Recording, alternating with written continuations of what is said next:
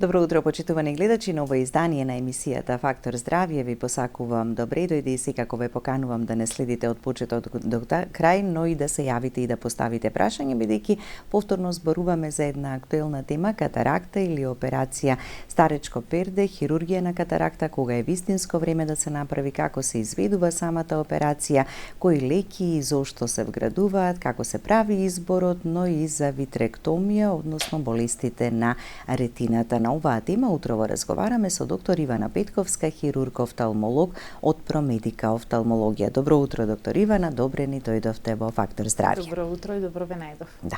Не е само катарактата проблемот со видот, заматувањето на лиќата, има и други многу посериозни состојби кои навреме повторно треба да се препознаат и да се побара и да се направи преглед кај офталмолог и да се види што ќе се прави понатаму. Кои се најчестите проблеми со видот? Така. Не секој проблем со видот започнува со едно заматување во видот, па намалување на видот, пречки кои што ги ограничуваат секојдневните активности. И добро кажавте, не е секогаш катарактата причината која што може да биде, но за сето тоа да го видиме што всушност е, секој пациент треба да се јави на редовен офталмолошки преглед, особено после 40-та година, па дури и да нема симптоми. Така, го правиме ли тоа како редовни офталмолошки прегледи? Или најчесто доаѓаме кога ќе почувствуваме проблем со гледање на блиску или далеку? Кога имаме некаков проблем, тогаш се уште доаѓаат пациентите, меѓутоа мислам дека одиме во насока да се развива на свест меѓу популацијата дека сепак и окото е орган кој што е многу важен и кој што треба редовните офталмолошки прегледи да се прават, дури и тогаш кога немате некакви симптоми кои што вие ги диагностицирате, односно ги приметувате во секојдневието. Да. Пред да преминеме и на катаракта и на операцијата, нели, оние состојби или болести на ретината, кога станува збор за диоптријата, се соочувате ли со ситуации каде што навистина треба да се носат очила за читање или за гледање на блиску, а сепак го одложуваат периодот на носење, бидејќи честопати верувам сте дошле во ситуација да треба да носам, ама се уште не сум почнал или почнала. Секојдневно. Така да, иако викаме дека тоа е еден физиолошки процес, пресбиопијата е физиолошка состојба во окото, кога пациентите над 40 години до 45 започнуваат, односно им се јавуваат првите потреби од носење на очила за блиску, и тој процес, да не речам, скоро секогаш се одложува. Првите неколку години може да се компензира, нели, окото со тоа што ќе се предметите кои што ги гледаме на близина малце ги оддалечуваат пациентите, па така може да ги прочитаат и да ги видат, се до некоја фаза кога ќе дојде да се јавуваат почести главоболки, тоа е се почесто, се јавува матнина, несигурност, дури нервоза сигурно, па така доаѓаат на преглед и на крај, нели, тоа е само носење очила по потреба, секогаш кога треба нешто да прочитате. Да. Денешната современа офталмологија веќе нуди многу и едноставни и лесни решенија и многу решенија за сите проблеми со видот, само треба навреме да го направиме прегледот и навреме да се диагностицира сето тоа. Ќе погледнеме блок реклами, па продолжуваме со разговорот. Останете со нас, почитувани гледачи, следете не до самиот крај. Повелете, јавете се и учествувајте на тој начин со вашите прашања и во денешната емисија.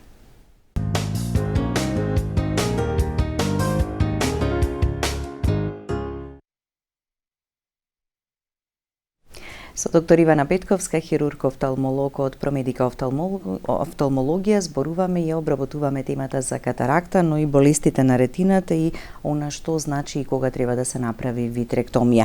И ќе почнеме со катарактата, повторно да си ги повториме некои од работите кои можеби сме ги подзаборавиле. Што представува катаракта, кога најчесто се јавува, на која возраст и заради кои причини? Така, катарактата сепак е најчестата причина која што се јавува во офталмологијата и која што го заматува видот, односно дава некакви проблеми со видот.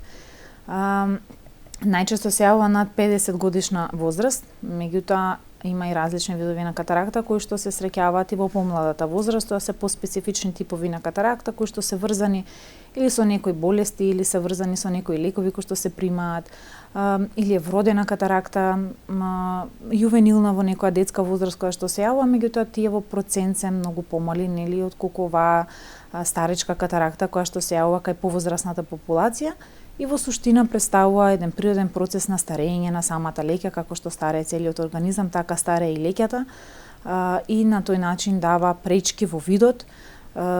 Најпрво започнува со замглување во видот, па намалување на видот, пречки во секојдневното функционирање, појавување на некои заблеснување на светлина. Особено имаме проблем при ноќното возење. Се јава проблеми со читање во показната фаза, така да сите тие проблеми кои што се врзани со видот и ги ограничуваат секојдневните активности може да бидат една од како причина може да биде самата катаракта. Дали овие и вакви симптоми некогаш несакајки или несвесно ги занемаруваат пациентите? Да, па поминува доста време додека да се открие проблемот. Бидејќи катарактата не се случува одеднаш, тоа е процес кој што постепено се случува и секојдневното појавување на тие симптоми, окото и мозокот, а и самиот пациент некако ги прифаќа, бидејќи не е тоа нагло губење на видот. Едноставно учи да живее со нив, се додека нели не дојде во онаа фаза каде што навистина ги ограничува секојдневните потреби, секојдневните активности и тогаш доаѓа на очен преглед. Да.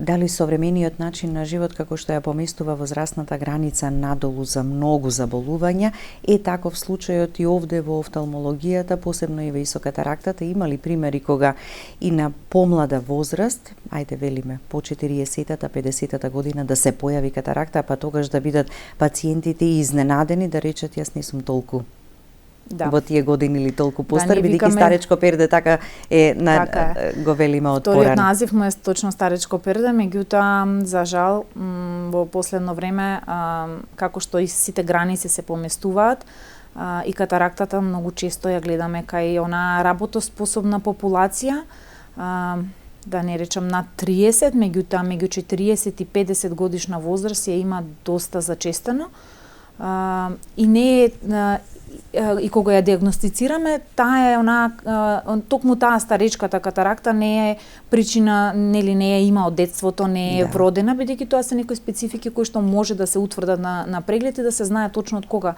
таа катаракта постои, дали ја има секогаш пациентот или не, но таа возрастна граница точно се поместува и доста помлади пациенти.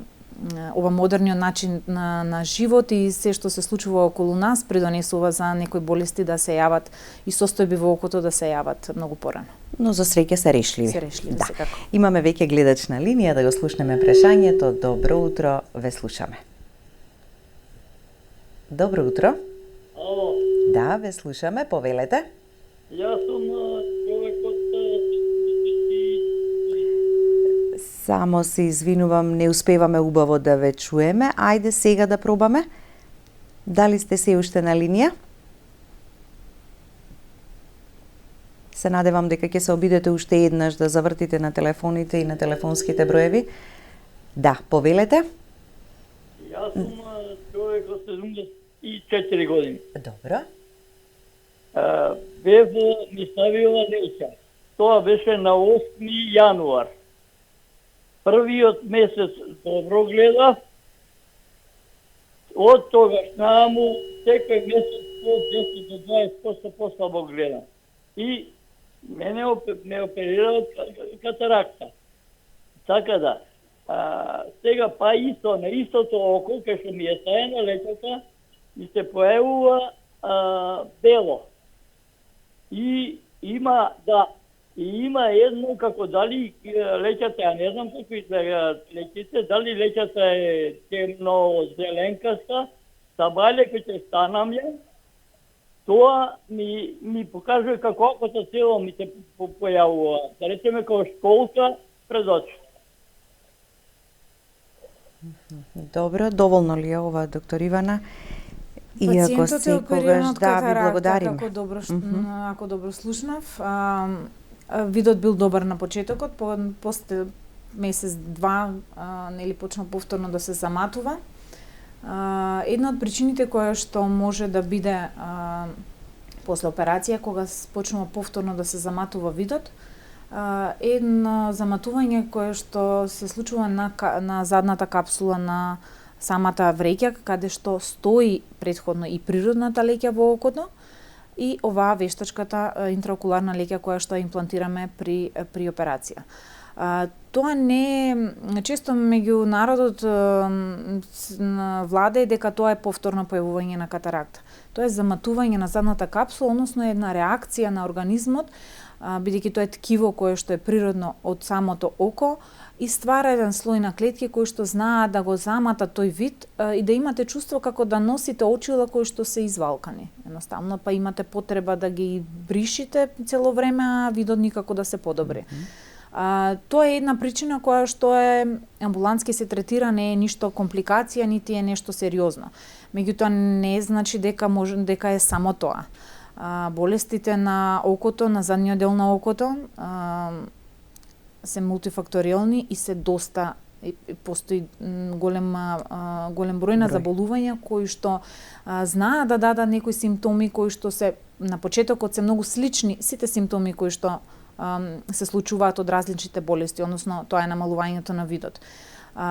За да се утврди кај пациентот дали е заматување на задната капсула или се случува нешто во задниот дел на окото, мора детално да се прегледа повторно и да се утврди на преглед и врз основа на тоа понатака да се преземат некои дополнителни третмани кои што ќе му требаат на пациентот. Така, не слушнавме дали веќе бил на контрола, иако редовна контрола по операцијата мора да се направи по еден месец.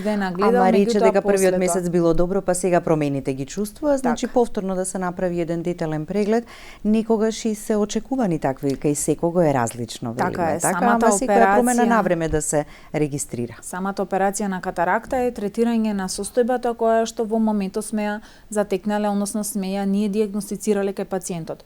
Но не значи дека со самата операција на катаракта дека тука завршува прегледите кои што пациентите треба да се ги прават. Така да редовните офталмолошки прегледи остануваат, бидејќи не е само катарактата причината која што ќе го намали видот, нити па операцијата е трајното решение за вие доживотно понатака да имате добар и квалитетен вид. Така да секогаш треба во најмала рака, кај повозрасната популација на 6 месеци, особено после операција на катаракта, задолжителни офталмолошки прегледи. Да. И еве и кај овој пациент, не знаеме во каква состојба била нели катарактата, велиме не треба да чекаме да созрева многу, бидејќи самото тоа потоа бара и во текот на операцијата повеќе време, а можеби и во закрепнувањето. Што порано, толку подобро. Што порано, толку подобро, да, и во некои зависно од фазата на катарактата, односно самата тврдина на катарактата, ние на прегледите кои што ги вршиме пред самиот оперативен зафат, не секогаш можеме деталите на задниот сегмент на окото да ги видиме. Врз основа на тоа не можеме нити да дадеме еден соопфатен грубо процентуално колку ние би добиле после таа операција на катаракта. Она што е дека катарактата што ми ја има мора да се извади, меѓутоа окото има многу структури во себе кои што сите кога ќе ги земете од секоја помалце влијаат на квалитетот и на видот кој што понатака ќе го има пациентот. Така. Да го слушнеме и следниот гледач. Добро утро и за вас. Повелете. Добро утро. Добро утро. Поздрав до вас и до докторката. Ви благодариме. Јас сум жена на години 75 години старост. Имам проблем со пајажина на очите, ми се појавува на јако светло. Пајажини, тоа што црни точки си, линии, тоа не ми се трга. Не знам која е диагноза, што е лекот, или има некој лек. За тоа да ми се намалува баре малце. Она само оди повеќе ми се проширува. А дали сте направиле, сте биле на очен лекар, сте направиле ли преглед? Не сум била. Добро, ви благодарам. Многу тешко да се добие термини ово, па за тоа користам Ако може докторката да видете, ми да, објасни само што. совет и препорака можеме да дадеме вака по телефона, ма никогаш е добре дојден за гледачите. Дефинитивно при ваква појава на симптоми треба да се Пајажината направи во окото, црните точки, мушички, секој ги опишува различно и изгледаат, различно и ги гледаат пациентите, затоа и така ги опишуваат. Едноставно се рефлексија од заматување кои што се јавуваат во задниот дел, односно во стаклестиот дел на окото. Окото е полно со тоа е витреусот или прозирна желатинозна супстанца која што ја одржува формата првично на окото. Овозможува ретината да биде залепена, онака како што треба да се стои на свое место, и низ тој провиден дел поминуваат сите оние светлосни сигнали кои што ние ги преемчува нашето око, па понатака мозокот ги обработува и ние гледаме сликата која што ја гледаме. Голем број на состојби може да дадат заматување на тој течен желатинозен дел во окото.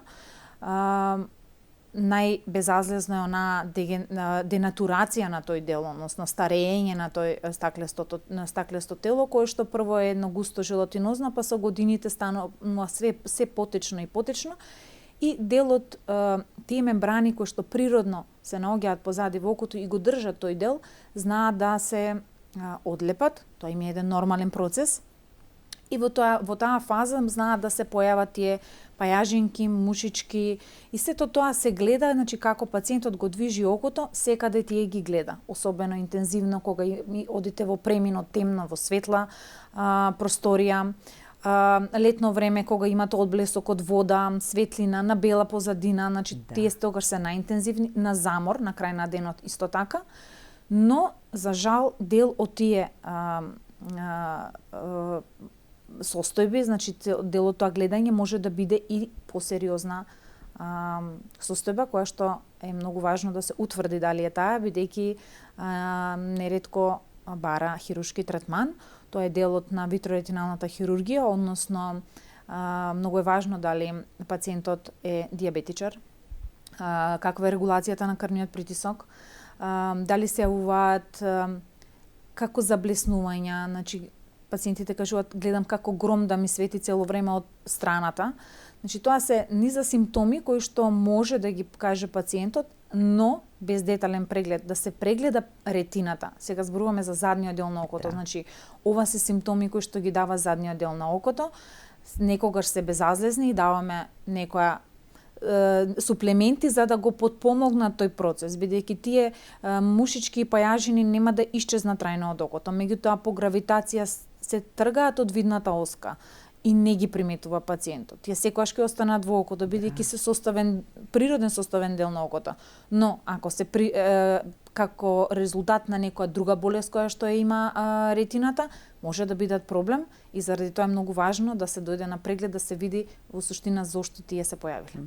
Да. Сите ги гледаме тие мушички.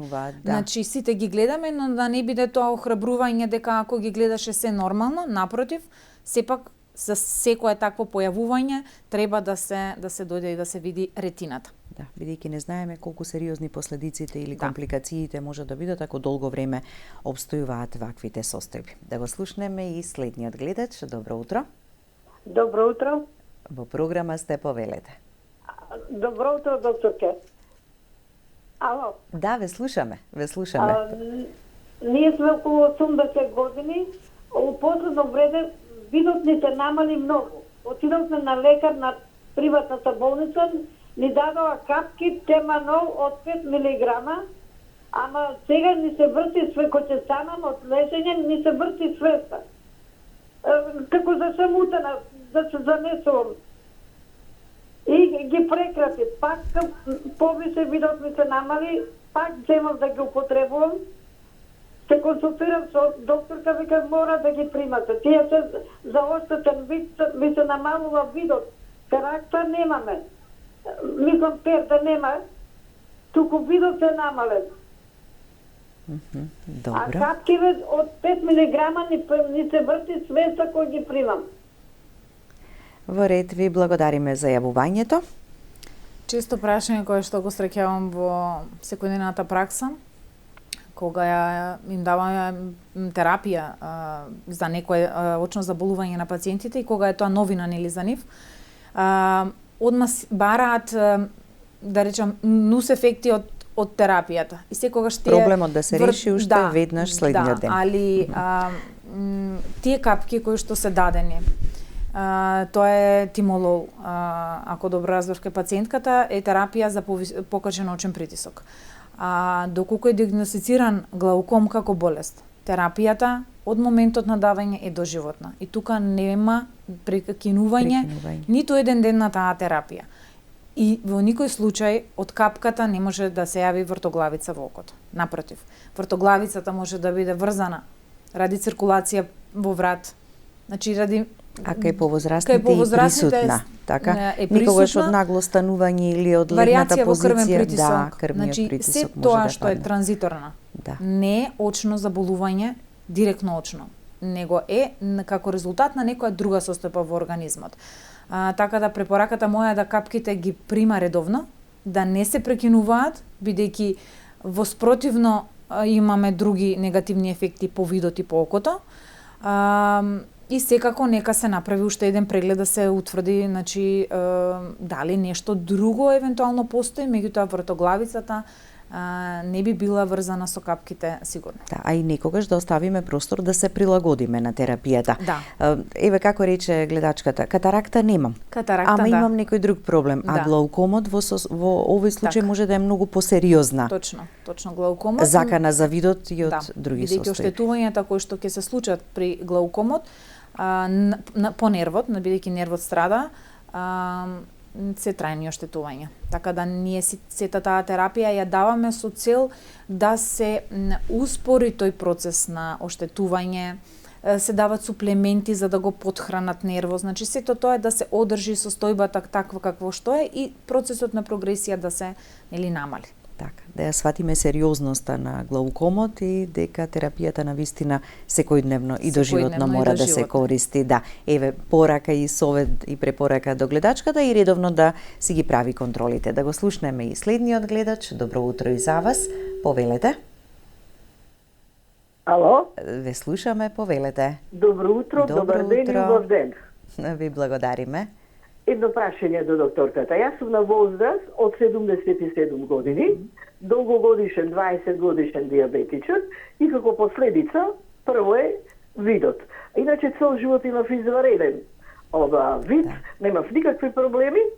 Меѓутоа пред 3 години го оперисав едното око. Пред да ја направам операцијата, земав мислење од повеќе институции за да видам да сватам каде и што да го направам. Потфатот. Откако ме опериса, јас изваредно гледам, значи и од далеку, од близко се знае дека не може, мора се научари. Меѓутоа последица после 4-5 месеци почна мене окото да ми солзи. Почнав да одам повторно по доктори, офтоматолози да видам која е причината. И поред прегледите на извештајот само се даваше окото солзи и ништо. Меѓутоа јас и понатаму се чувствам како да искачам од вода, од море, кога пливате пуно е окото. Еве и сега во моментот кога разговарам со вас, мене окото ми е стаклесто, а убаво гледам. Немам никаков проблем. Да, дали во меѓувреме го оперисав и второто око, но во друга институција.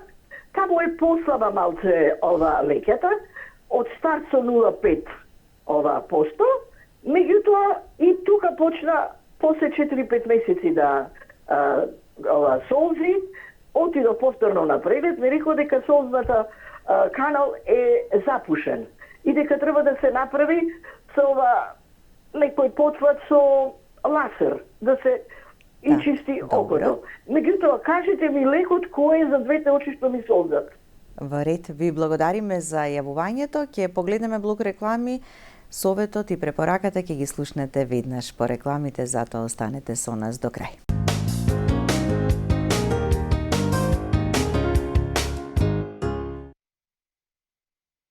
Да го дадеме советот и препораката до гледачката, што верувам ќе биде совет и препорака од кај други многумина кои можеби се соочуваат со ваквата состојба. Така, колку што разбрав пациентката после операција на катаракта, после неколку месеци се јавува обилно солзење во окото, кое што секако го ограничува секојдневното функционирање. Да не речам кај секој пациент се јавува таа состојба. Кога се оперира катарактата и се дава терапија, која што од месец дена се става во окото. Капките од една страна се потребната терапија постоперативно, од друга страна во себе содржат конзерванси и состојки кои што го намалуваат, односно го пореметуваат солзниот филм. Солзниот филм е исто така еден многу важен дел во окото, бидејќи кој што често се занемарува, се додека не дојде, значи не се зборува толку многу за него. И со годините, и дијабетесот како едно метаболичко заболување, и возраста на пациентите, значи сите тие фактори додаваат едно пореметување на квалитетот на солзите. Кога се пореметува квалитетот на солзите, не може солзата да се задржи на окото и да го покрие за да го ја изврши онаа функција за која што е и наменета. И во тој случај солзите капат по образите. Терапијата за тоа е да се користат вештачки солзи, кое што вака звучи доста контрадикторно и секојдневно во секојдневната пракса пациентите ми викаат да, мене ми солзи, јас имам вишок солзи, зошто ми давате вештачка солза? Точно звучи така, меѓутоа солзите кои што ги даваме се за да ја надополнат онаа компонента од солзниот филм која што фали на окото, со цел таа да може да се задржи на окото и да се намали солзењето. Така да вештачката солза е исто така додаток во една хигиена на очите, кој што секој од нас треба да ја користи од најмлад до најстар, независно дали има правено некоја операција, интервенција, но во никој случај тоа солзење не е компликација од операцијата. Може да сите тие фактори го испровоцирале секако, бидејќи самата интервенција сепак го намалува локалниот имунитет на окото и му треба малце повеќе време сето тоа да го прифати окото, но вештачките солзи се единствената терапија која што во тие случаи ја даваме. Секако и она што го напомена пациентката дека запушувањето на солзните канали е исто причина која што меѓутоа тоа се утврдува, се проверува на офталмолошки преглед дали е каналот запушен, се прави промивка доколку е тоа така, постојат методи за тој проблем да се реши, меѓутоа ако сето тоа е нормално, тогаш останува вештачката солза да биде една доживотна хигиена на очите. Некогаш и алергиска реакција, солзењето на очите многу често, нели, заради таа причина се јавува? Секако. И во таа алергиска реакција која што се почесто кај сите ја имаме, првично започнуваме да пробаме со солзите, да ги измијат нели сите тие алергени прелјавштини што и да влегле во окото, а понатака нели ако има потреба се дава терапија. Така.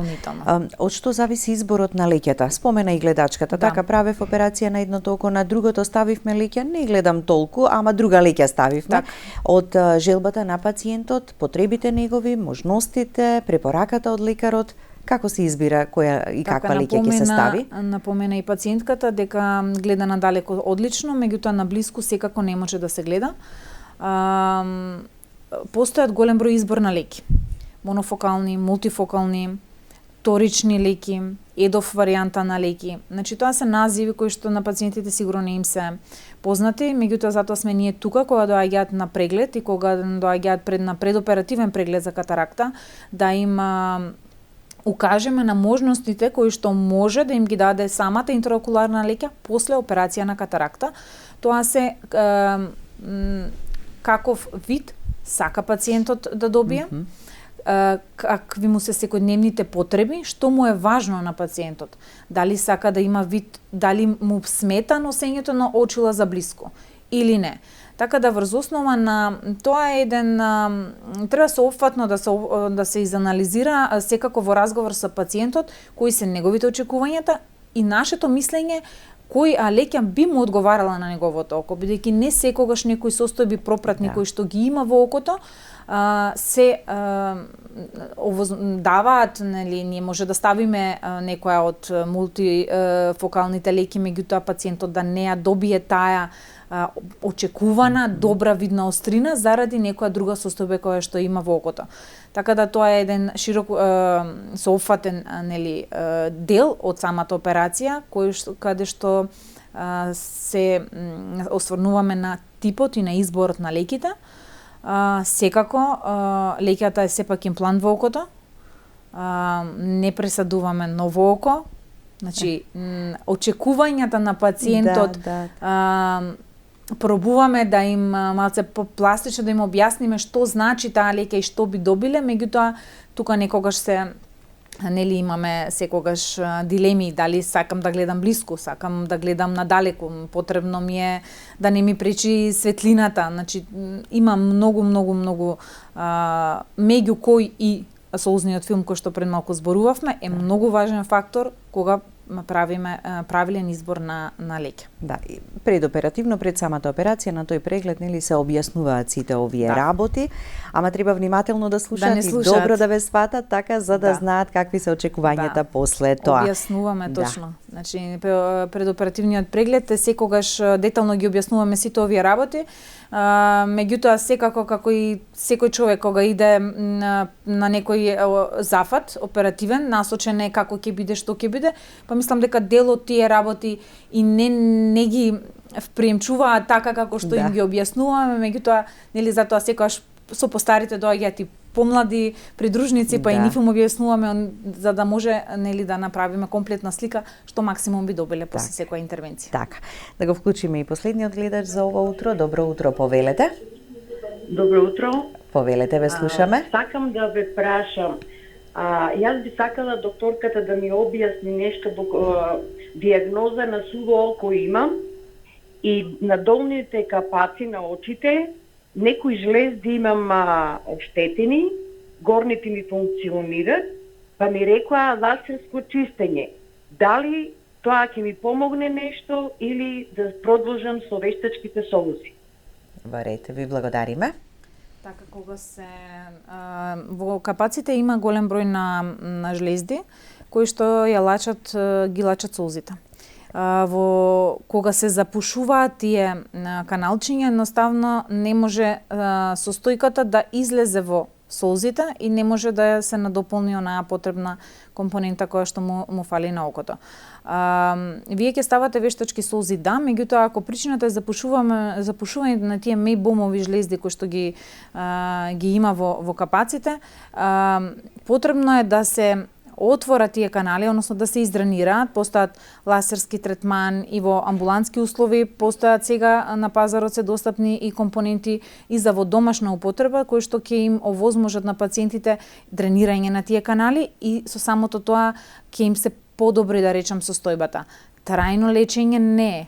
Тоа е само помош да се нели таа состојба да се малце подобри. Не значи дека како еднушка се направи лазер на тие каналчиња и се отворат и се издренираат дека нема повторно да се запушат. Значи тоа е природно ткиво, природен процес, голем број фактори учествуваат во да се даде диагноза суво око, значи реуматолошки заболувања, значи голем број некои лекови кои што може да ги поприма пациентот, во позадина на сите тие болести може да има мултифакторијална причина, така да ова е само третманот и секако за да се олесни секојдневното функционирање. Така.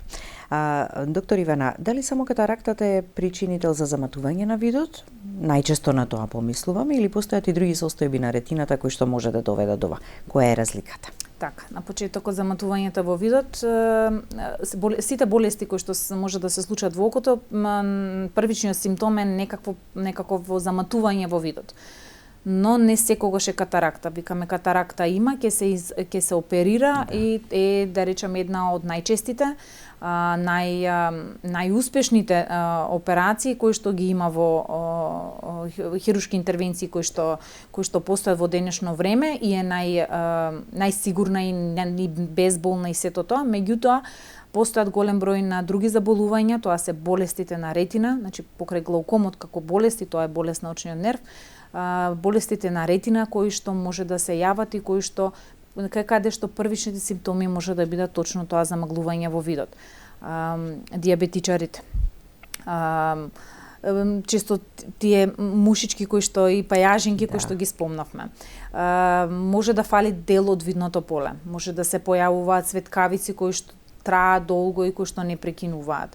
Може комплетно да се изгуби видот. Значи, тоа се некои состојби кои што кога ќе ги имате, најубаво е да се јавите на очен преглед, бидејќи некои состојби кои што може да се случат позади, во задниот дел на окото со ретината, за жал, Важни се и часовите и деновите до третманот, со цел да може да се задржи или да се подобри. Значи, видната... Секој изминат ден може да го зголеми ризикот за губење на видот. Тоа е во доменот на витроретиналната хирургија, значи не како секоја... се изведува во промедика? Можем при крајот сме, ама имаме време барем основните работи не да ги секој тие споменеме. состојби завршува со хируршки зафат. Хируршкиот зафат е витроретинална хирургија, која што е микроинвазивна хирургија. Се изведува и во промедика офталмологија последно време. Се вади стаклестото на тело, оној желатинозен дел на окото, се чисти за да се дојде до ретината и на тој начин се третираат сите, се третира онаш, нели, зависно од дијагностицираниот проблем кај пациентот, се врши хируршкиот третман. Така да, затоа секоја промена во видот треба да се детално иследи, детално иследи, бидејќи иако пред секој оперативен зафат се прави детален офталмолошки преглед, се прават снимања, осети снимања, се прави ехо на око, значи, но и кога доаѓаат пациентите за операција на катаракта, не секогаш можеме тој заден дел детално да го иследиме. Ние грубо можеме да видиме во суштина што се случува, меѓутоа можеби тоа перде народски пречи за да се види она што се наоѓа позади, така да и после операција на катаракта, кога не ни е достапен задниот дел на окото, ние не можеме да знаеме што ќе очекуваме во видот, што ќе добиеме, така да би требало да се направи детален преглед и ни еден симптом да не се занемари. Така, да.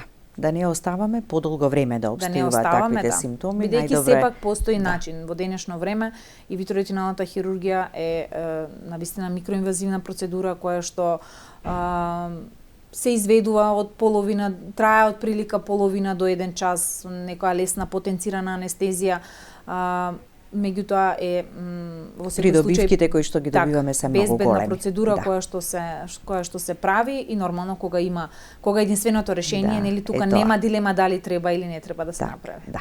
Ви благодарам за гостувањето. Ви благодарам на поканата. Благодарности до вас, почитувани гледачи, за вниманието со кое не следевте. Останете и понатаму со програмата на ТВ24.